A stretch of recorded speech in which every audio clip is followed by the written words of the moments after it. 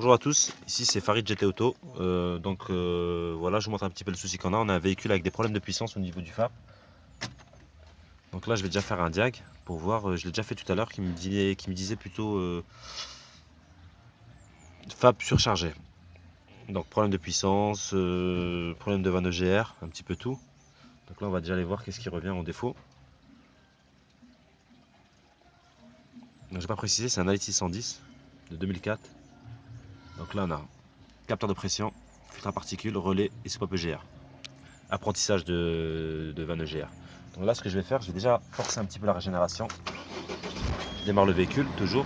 Ok, je laisse brancher mon PC, OBD. Personne au niveau des pédales, on touche pas au véhicule. On met le chauffage à fond par contre pour l'aider à refroidir. Et là, une petite astuce, on met toujours un jet d'eau au niveau du FAP pour éviter les débuts d'incendie. Parce que ça peut prendre feu. Donc moi, ce que je fais, je mets un jet d'eau, tout bêtement, en fait, sur le FAP qui est à l'avant du véhicule, tout simplement. Aussi à contrôler au niveau d'huile, niveau d'eau, que tout soit ok. Il n'y a pas de problème sur le véhicule particulier puisqu'il y a des risques de casse moteur. Donc là je retourne au diag. Je vais directement dans choisissons du programme, régénération, forcé, on lance. Ok. Et là c'est parti.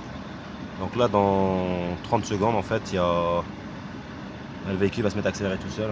On va le voir tout de suite normalement.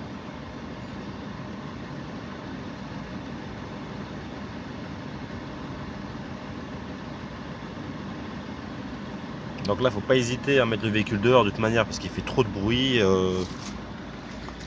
trop de pollution. On regarde toujours au niveau de l'échappement s'il n'y a rien qui peut brûler. Là, il monte en régime.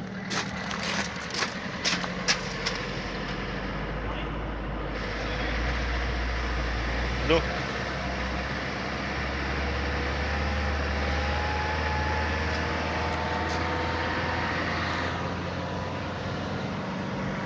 Là, le véhicule accélère tout seul. Là.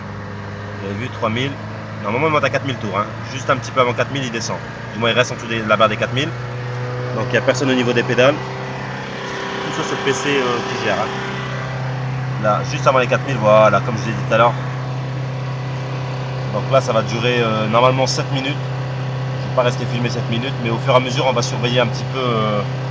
On va surveiller le taux de CO2 dans le FAP.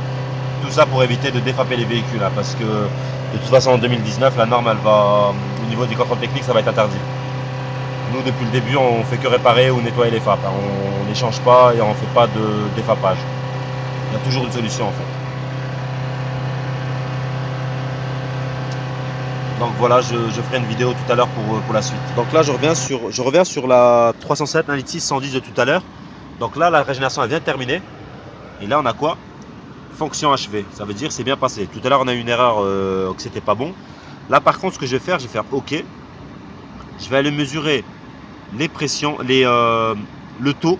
Je sais pas si avec ça on arrive à le voir ou sinon il faut que je mette PP2000. On va aller voir ça. Je change, je sais pas si vous voyez un petit peu à l'écran parce qu'il y a du soleil aujourd'hui. C'est un peu rare dans le nord mais bon on en a aujourd'hui, on va pas trop se plaindre.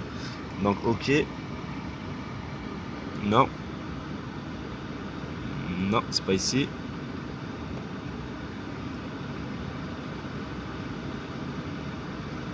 Là, ici, on a une ligne. Hein. Différence de pression entre l'entrée et la sortie du filtre à particules. 23 millibars. Ça, c'est bon, ça.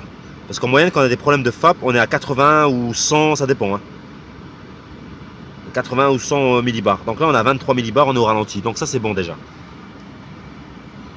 Ensuite, je continue mon test, voir si j'ai la teneur en CO2. Est-ce que je l'ai là-dedans ou pas ? 8.